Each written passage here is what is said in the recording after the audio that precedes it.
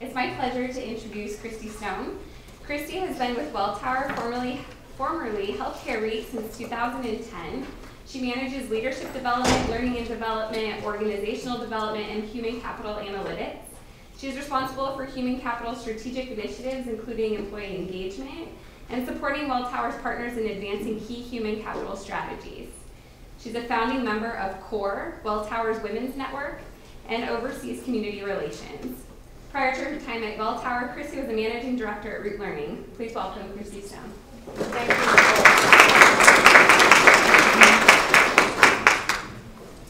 you. Good morning.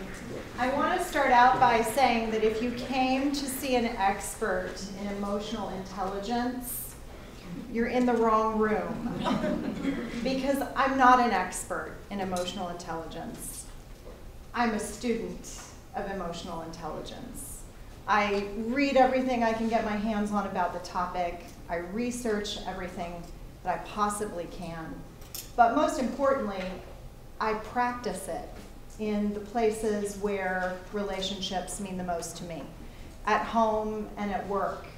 And every time I feel as if I've reached a new level in my development in terms of my emotional quotient, my children remind me that I am not yet fully evolved. And if you've ever had the experience of negotiating with a teenager, that continues to challenge me. So I don't want to stand up here and say that I've mastered it, because those of you who know me know that I continue to really challenge myself to get better in this area. And hopefully in the context of the slides, you'll begin to understand why. And today I'm hoping that we can talk about what is emotional intelligence, why does it matter, and what are some ideas for how we can strengthen our skills in this really important area. So, as I mentioned, I like to study emotional intelligence and topics that mean a lot to me. Instead of nerding out on you with the next 3 slides, I think my big takeaway is that this is not a new phenomenon. Emotional intelligence is the business buzzword. And interestingly enough, it's not new. So since the 1930s, organizational psychologists and researchers have been studying what drives human behavior and human success. And it was actually in the 1930s, the late 30s, that people began to look at something beyond intellect, non-intellectual qualities that were determinants of people's progress and success. And those studies continued over the last several decades with concepts like multiple intelligence, social intelligence. And really, it was in 1990 that the whole concept was popularized. So Daniel Goleman, in his book, Emotional Intelligence, I think really brought this whole topic to the forefront. The topics of EQ and EI are used interchangeably, so at various times you will hear it referred to as emotional quotient, EQ, or EI, emotional intelligence. So the studies show that the terms are interchangeable, and I will use them interchangeably. And the science and the practice continues to evolve. There are 3 resources that I really look to continue to develop my knowledge and skills in these areas. Goleman, obviously, is one of them. The other is Travis Bradbury. You can follow him on LinkedIn. He's written a book called Emotional Intelligence 2.0. And then the other person who we've had the good fortune of having come to speak at Welltower is a woman by the name of Jen Shirkani. And she has a practice around helping to manage ego, which data shows is one of the biggest barriers to fully developing a person's EQ or EI, and we'll talk about that a little bit. So as I mentioned, these concepts, these words, they're used interchangeably. And we're going to talk about the actual definitions, how they're defined. But for me, any definition is most meaningful when you see it in practice. So I'd like to ask you, if you think about public figures that you think demonstrate or convey or reflect EQ, who would you choose? Is there anybody that comes to mind? Gates. Bill Gates? What about him? What does he exude that makes you feel like he is really highly developed in terms of his emotional intelligence? I don't really follow him personally, but just what he's been able to personally and professionally pursue, philanthropically and professionally, and what he's been able to do and take risks and take chances with the business. So he's had a high degree of alignment in terms of what he believes and what he invests his time and his energy in. Mm-hmm. Anybody else? I had a few. So when I thought about it, these were the 4 people that came to mind. And emotional intelligence, you know, you can't always define all of the components, but you know it when you see it.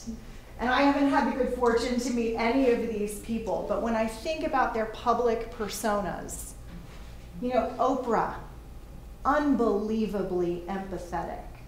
She laughs and cries with kings and queens and politicians and with working moms.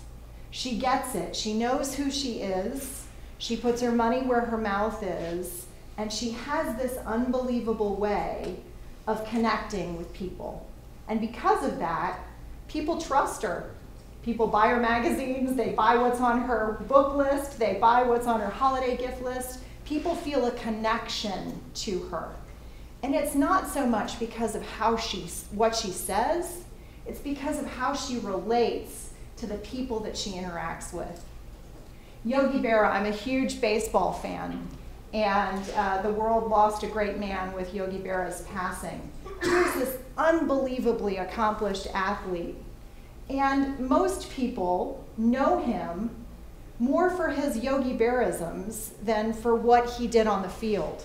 Most people can't tell you what team he played for, but those concepts of if you see a fork in the road, take it. Or the future ain't what it used to be. The fact that he could use humor to take himself off the pedestal and connect with people, it's a really powerful, powerful quality. And then, you know, if you think about the Pope, and regardless of what your religious beliefs are, what this man has been able to do in terms of, you know, getting off the pedestal and getting out of the Pope-mobile and sneaking out to serve meals to homeless people and to wash their feet.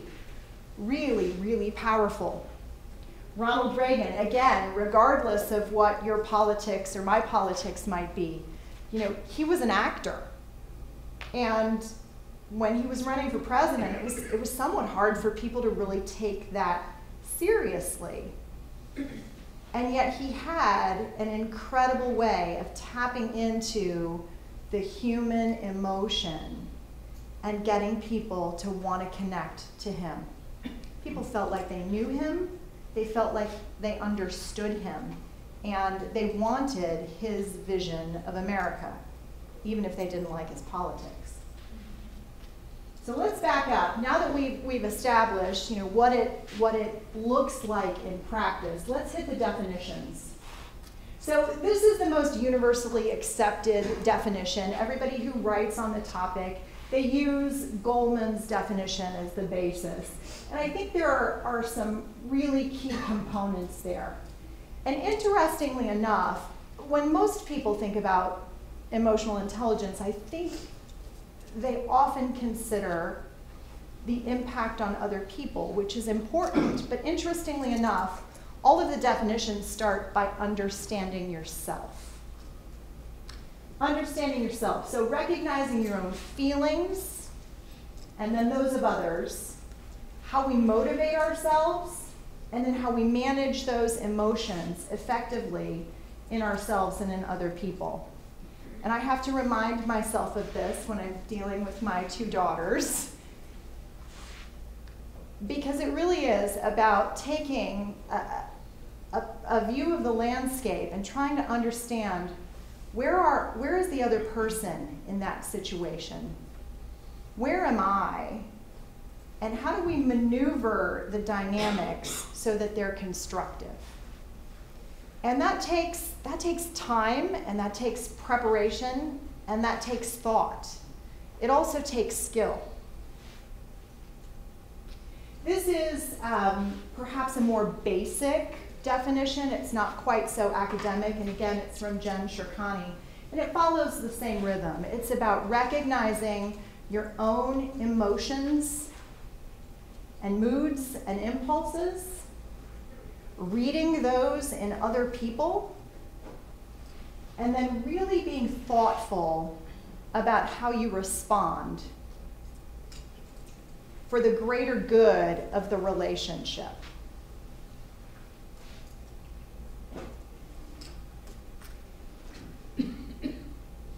This was really powerful for me because when you think about the components of an individual, your IQ, your intellect, your personality, your preferences, your tendencies, or your motivations for how you show up, whether you're introverted or extroverted, whether you're loud, whether you're an observer, those things are pretty hardwired by the time people go to college. And there's research that shows actually that IQ and personality traits are actually formed in the elementary school years. So these things are pretty hardwired. But EQ isn't. So these other two components, we can take classes, we can go to development workshops, we can try to moderate our tendencies in IQ and personality. But in the area of EQ, that's dynamic. You can change that. And that was really encouraging to me as a leader and as a person, because this is an area where if you invest time and energy, you can continue to improve and get better. And that's why I said I'm not an expert. I've learned a lot, mostly through the School of Hard Knocks. But this is an area where with continued focus, each of us can improve our capabilities and our ability to recognize how we show up, where others are, and how we manage that dynamic to be more productive at work and at home. So now that we know what it is, let's talk about why it matters. And I really wrestled with the sequencing of these slides because financial performance really shouldn't be the primary motivator for why we continue to develop ourselves in these areas. But it is a very concrete way to keep score. And there's been some tremendous research around this. So Talent Smart is a consulting firm that works on helping organizations and individuals develop their EQ. And they've done some pretty robust research on the financial impact of emotional intelligence. So they've studied over 1 million people. And what they found is that 90% of the high performers in their work life had higher than normal EQ. And they went so far as to look at the economic impact of that. And what they saw is that those individuals with high EQ earned $28,000 a year more than their lower EQ peers. And there's such a strong correlation in their assessment work that a 1-point increase in emotional intelligence correlates to a $1,300 increase in earnings in 1 year.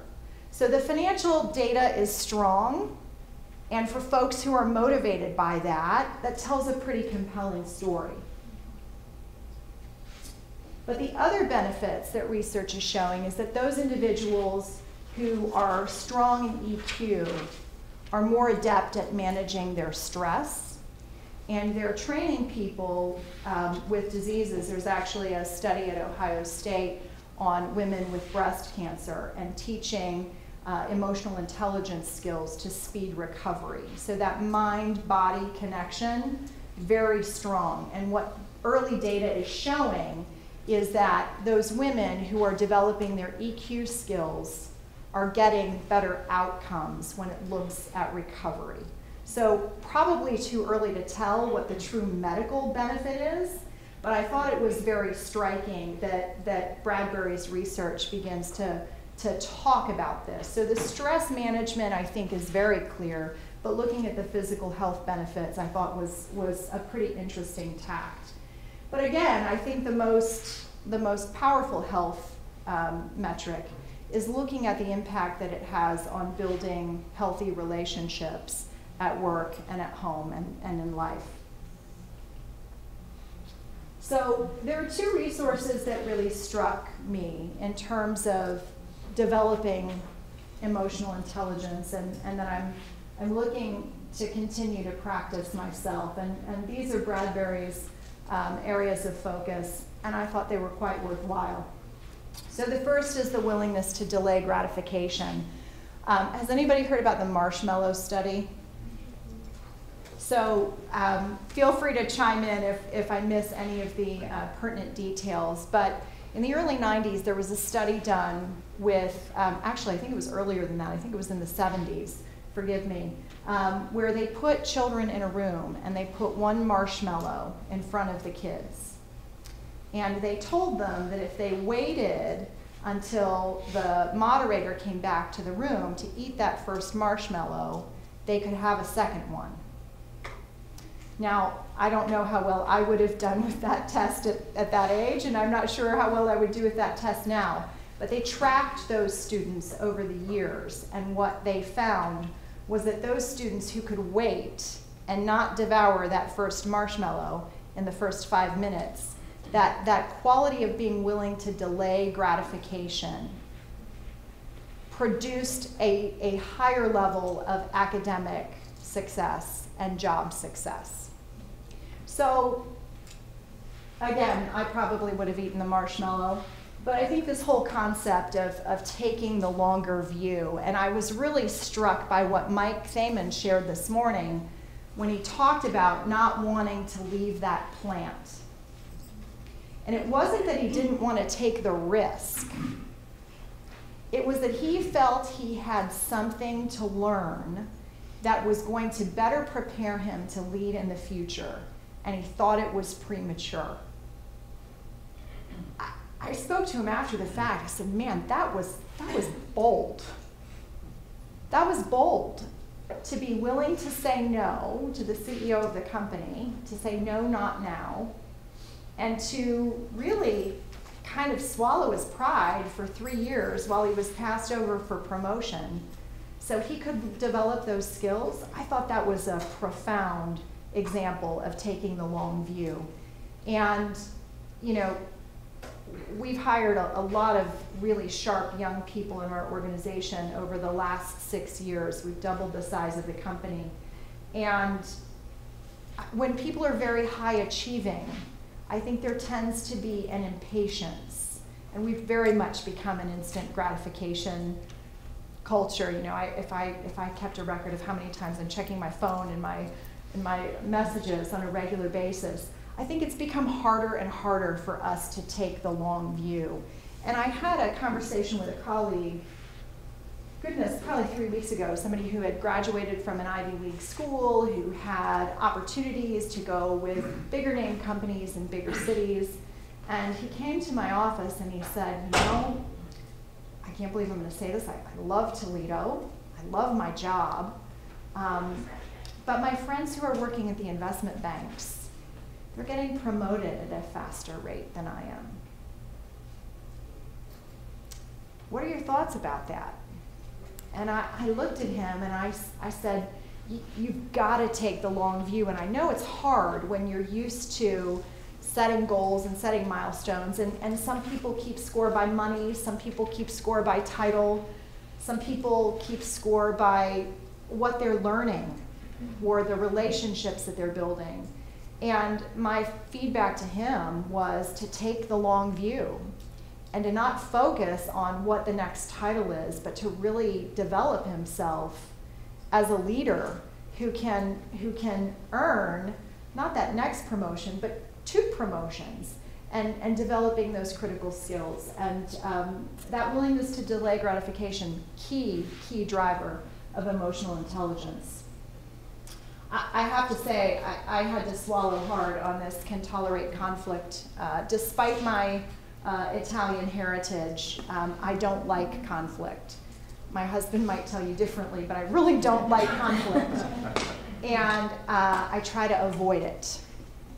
And a lot of that is driven by my family background and being a little bit of a buffer between my parents. I don't like conflict. But the research shows that being able to look at conflict as a development opportunity, as a problem-solving opportunity, and as a chance to stand in the middle of conflict and be able to deal with it, and to be able to emerge with a problem solved or a relationship intact, critical skills for emotional intelligence. Focus. Again, I think this is something that's very difficult in our society today when we're being barraged by information and messages. I watch my kids study and, you know, the texts are going off and their friends are Snapchatting and they're tweeting, and all of this stimulation, I think, makes it very difficult for us to intensely focus on the outcome we are trying to achieve. And Mike spoke to that, I thought, very eloquently in terms of managing toward the outcome and trying to organize your day and your time in terms of solving a specific problem or driving the outcome and not getting distracted by the more immediate tasks. Judiciously courageous. This is one that I learned early in my career.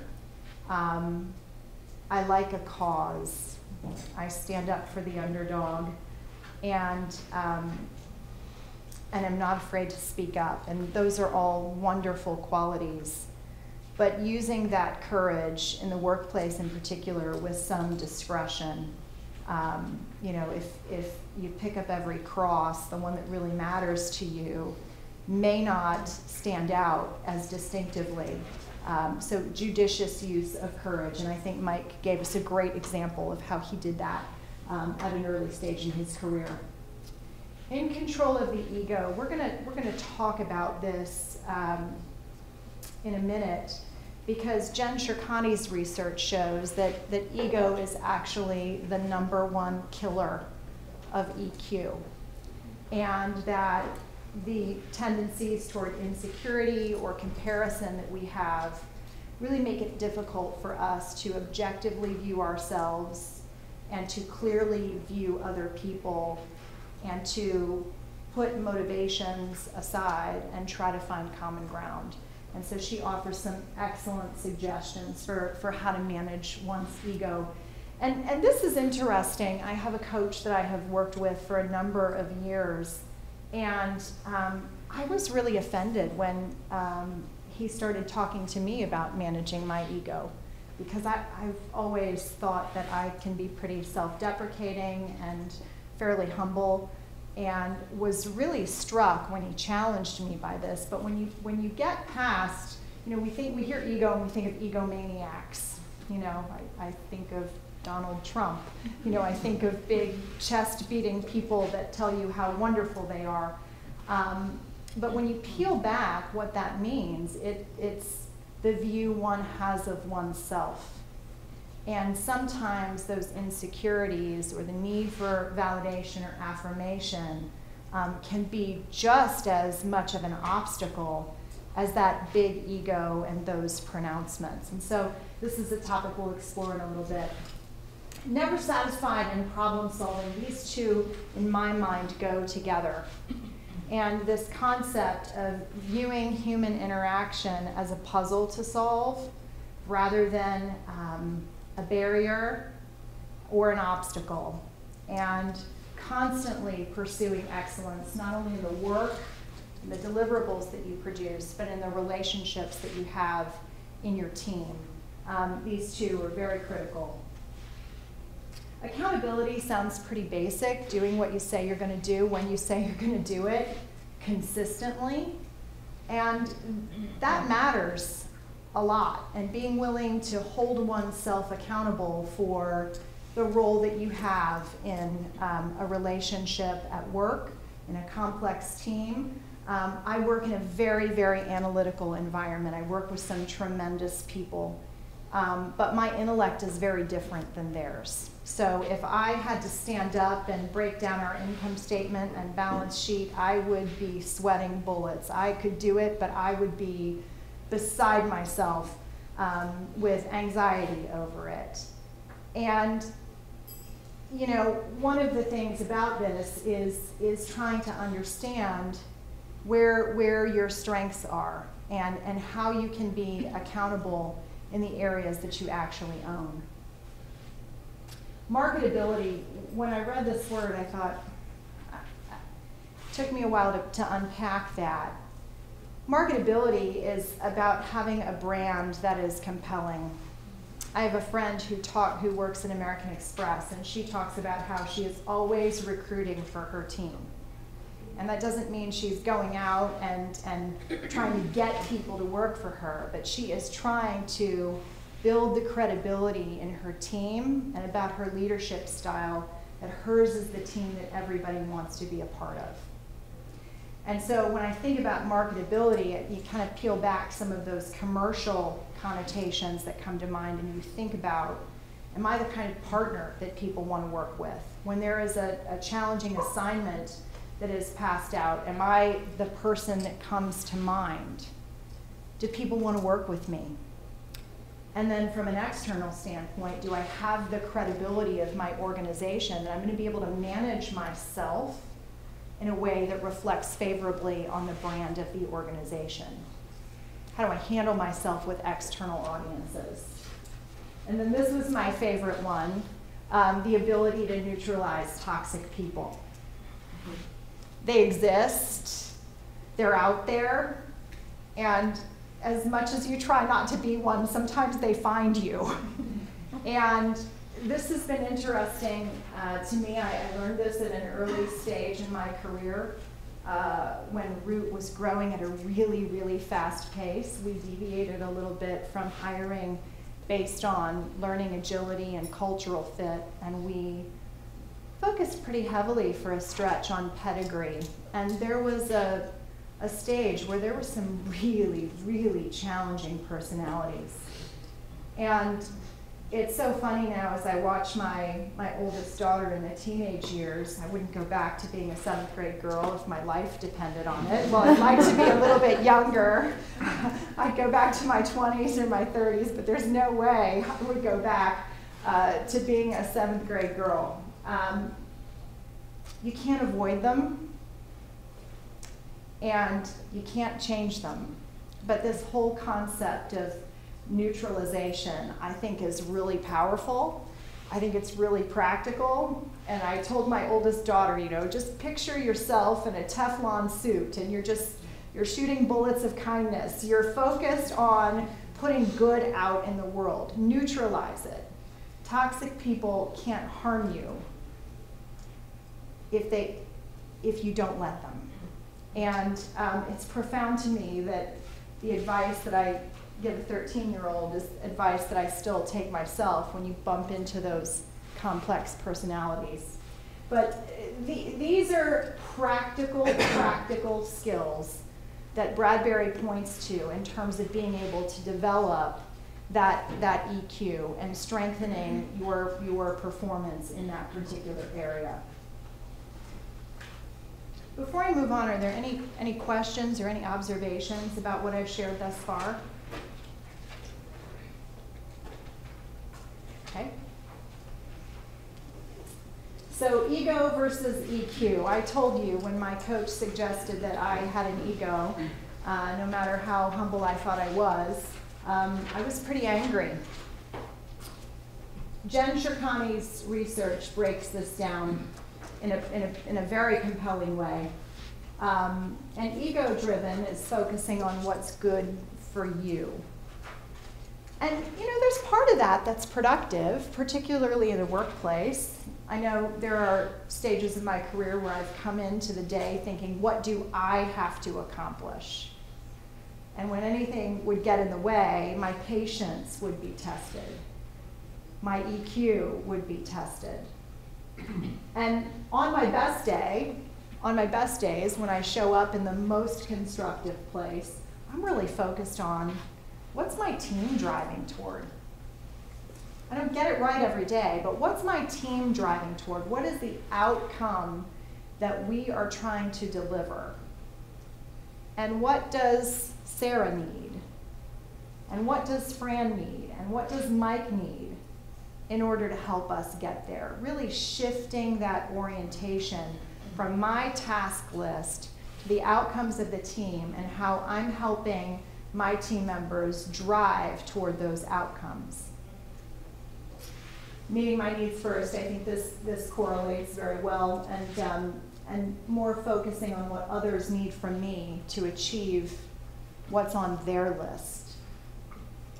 And then this piece, I think, relates to many of Bradbury's points.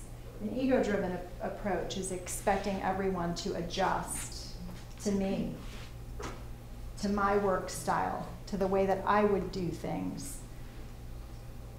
I said I was going to share this presentation with my kids after this slide. I may not.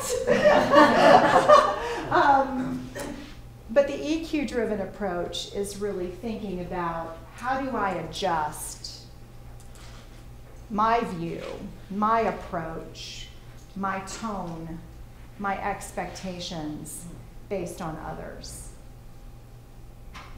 So I was really convicted by this. And her book is one I would highly recommend. So she goes pretty deep. She talks about ego busters, and I work really hard to view things through a positive lens, so I took her negatives and turned them into positives. Embracing feedback. Has anybody ever had a performance review that they didn't like? Has anybody ever had a 360 that really hurt them? I'm the only one raising my hand. I did. So I lead human capital now. I've done so for the last 6 years, but I spent the first 20 years of my career actually in business development and managing key client relationships. And probably 15 years ago, I got a 360 that brought me to my knees. We hired a big firm, Korn Ferry, we did the Lawminger assessment. I thought I was all hearts and flowers. I knew sometimes I could be a little bit impatient. I cried. I had a there is no crying at work rule, and I bawled my eyes out. Because what I learned was that the Christy who showed up in the marketplace and who could drive deals and manage client problems was a real bear to work with. That I used all my empathy, I used all my patience, I used all of my constructive thinking out in the marketplace. And when I came back to the office for those couple days, a month that I happened to be in, I was a holy terror. I had two choices. I could ignore that and say they're wrong. I guess I had a third choice. I could have taken an ego-driven approach and said, who cares? Look at how much business I bring in. I embraced the feedback, even though I didn't like it, and even though I didn't really want to believe it. And ironically now, 15 years later, I lead human capital. And I think if you would have told me that, and if you would have told the people that I worked with that that would be the case, we would have all laughed. We would have all had a really good laugh over that. Leadership and technical skills, and putting these in perspective. We actually spend a lot of time talking about this in our organization, For those of you that are familiar with Welltower, formerly Healthcare REIT, we have grown at an extraordinary pace. We have grown the company by 5 times in terms of our market cap in a matter of 6 years. It has been fun, it has been exciting, it has been hard. And we have a number of people that have been with the organization a really long time, and the way that they advanced was by being really solid in their technical skills. We have people with IQs that are crazy off the charts. But what we've started to talk about is there's what you do and how you do it. What you do and how you do it. And the how is about leadership. It's about how you treat people. It's about driving results through others. It's about being a leader across the company and caring about things that are outside of your team or your vertical. And I think sometimes for people who are really analytically strong, this can be very, very challenging. But there comes a point in your career where technical skills will only carry you so far, and the way that you lead and manage yourself and others will be a critical determinant. So putting that equal emphasis on leadership and technical skills. Surrounding oneself with different views. And Mike, in our earlier conversation, talked a lot about differences aren't just in race or ethnicity or in gender, differences in the way people think, so that people will challenge you, not debate you to death, but help broaden your view of the world, of a problem, of yourself.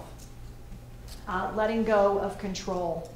And as you begin to manage more and more people, you realize that not everybody is going to drive to an outcome the same way you do, but if the emphasis is on the outcome rather than the path to get there, that's probably all that matters. So letting go of control, critical trait.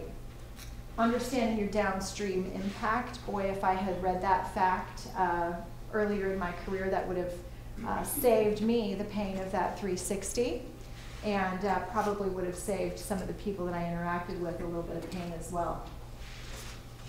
Recognize that you're being watched.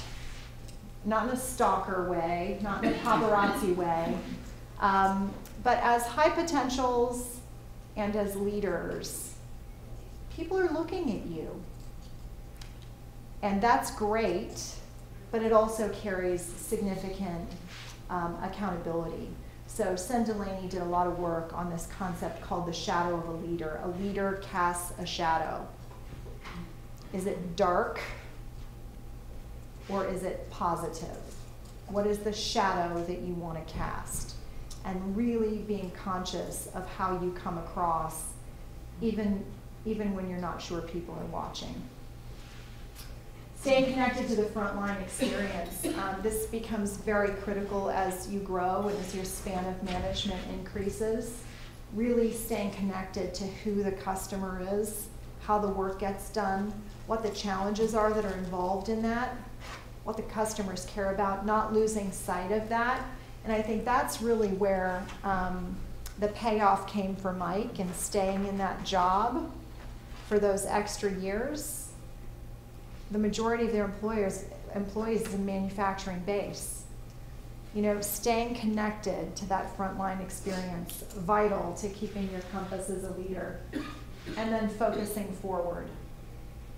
So, you know, I started out by saying I'm a student. I don't get it right every day, but constantly focusing on that pursuit of excellence and really being conscious of how you're continuing to develop in those areas that are well within your control. And EQ is certainly an area that's well within our control.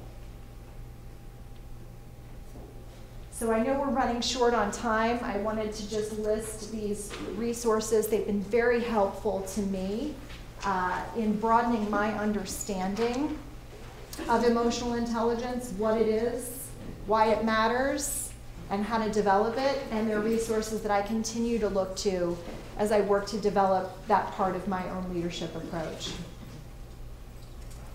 Thank you very much for your time. I really appreciate it.